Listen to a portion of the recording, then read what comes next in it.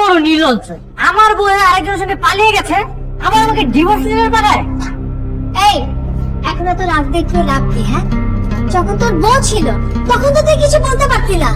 আমি একটা জিনিস বুঝতে পারতেছি না, ওই মেয়ে যে লিখলো যে তোর কপালে ভালো কোনো মেয়ে জুটবে না, এটা কেন লিখলো রে?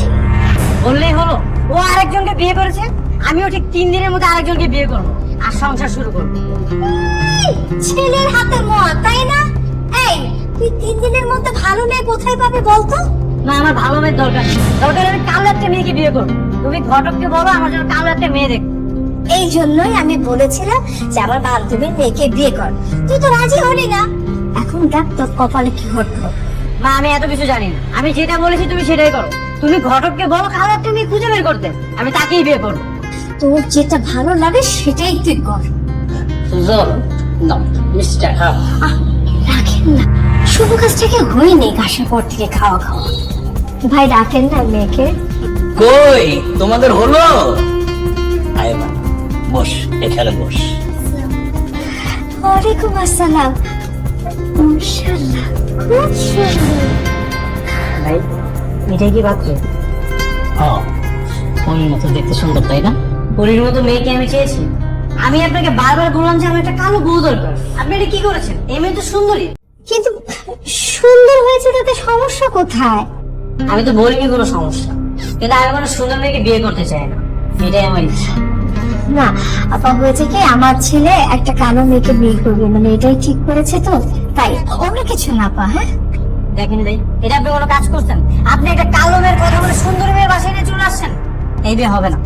এটা কোনো কথা? আমি আমার ভটকালি জীবন এরকম ছেলে দেখি নাই। তার নাকি সুন্দর মেয়ে পছন্দ নয়, কালো মেয়ে চাই।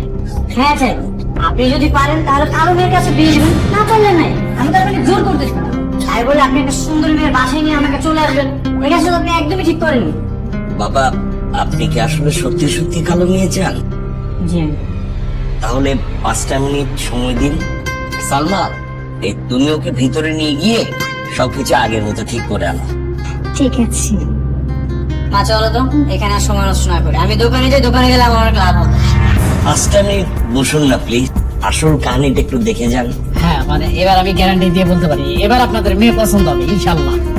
আসল কাহিনী আবার কিছু? একটা কালো মেয়েকে মেকআপ দিয়ে সুন্দর করা যায়, কিন্তু আপনার মেয়ে তো সুন্দরী, তাকে তো মেকআপ দিয়ে কালো করতে পারবেন না। একটু বসেন 5টা মিনিট, তারপর পুরো ব্যাপারটা আপনারা বুঝতে পারবেন। আচ্ছা বাবা, দেখি না কি হয়, একটু ধৈর্য ধর বাবা, 5টা মিনিটই তো চেয়েছে, তাই না? একটু বাবা। হ্যাঁ, মা তোমাকে আগেই বলেছিলাম এত মেকআপ দেওয়ার দরকার নেই। আমি কি করব, ভেবেছিলাম সুন্দর দেখলে এই ছেলে মনে হয় আর বিয়েটা ভাঙবে না। কে জানে যে এই ছেলের আবার কালো মেয়ে পছন্দ। দেখিসনি যতবার তোকে দেখতে এসেছে সব ছেলে কালো বলে বিয়ে ভেঙে দিয়ে চলে যায়, তাই তো আমি একটু সুন্দর করার চেষ্টা করেছি। ভাই আর কতক্ষণ বলেন তো, কি এমন দেখাবেন? হ্যাঁ, ডাকেন না মেয়েকে। এই তো চলে আসবে, এখনই চলে আসবে। একটু একটু। এই যে চলে এসেছি। এটা আবার কি? এইটাই আমার মেয়ে। আগে যাকে দেখেছিলেন তখন আসলে মেকআপ করা ছিল, আসলে কালো বলে লোকজন সবাই। আচ্ছা, আপনার মেয়ে কি সত্যি সত্যি কালো, নাকি মেকআপ বা কোনো কালি দিয়ে কালো হয়ে এসেছে? না না, এটা আমার মেয়ে, সত্যি সত্যি কালো আমার মেয়ে। আমার মেয়ের একটু শুধু গায়ের রংটাই কালো, আর সবকিছু ঠিক আছে। তা তো ওর অবস্থা দেখে বোঝা যাচ্ছে কালো। না, তুমি কি বলো? হ্যাঁ, আমার তো সেটাই মনে হচ্ছে বাবা। ঠিক আছে, তাহলে বিয়ের ডেটটা ফিক্স করে ফেলো। তো ঠিক আছে বিয়ে সাহেব, আমরা তাহলে চলেন বিয়ের কথা সামনে ঠিকঠাক করে আগাই। তবে হ্যাঁ, আমি কিন্তু বেশি লোক দাওয়াতে দিব না, বেশি টাকা খরচ করবো না। চিন্তা করেছি কি ভাই সাহেব, এই যে টাকাটা বাঁচবে সেটা আমার ছেলে আর ছেলের বউকে গিফট করব। অবশ্যই। শুক্র আলহামদুলিল্লাহ, এইবার মিষ্টি খাইতে পারো। নাও নাও। খা বাবা, এখন খা।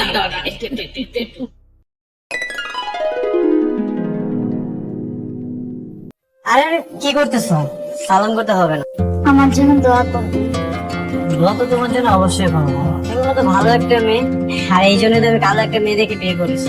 আমার যে আগের বউটা ছিল ও কখনোই এভাবে আমাকে সালাম করতো না। আপনার এর আগে বলছিল? হ্যাঁ ছিল, সেটা তো আমি তোমার বাবা মাকে বলেছি। কেন, তোমাকে তারা কিছুই জানায়নি? ওই আমাকে তো কিছু বলেনি।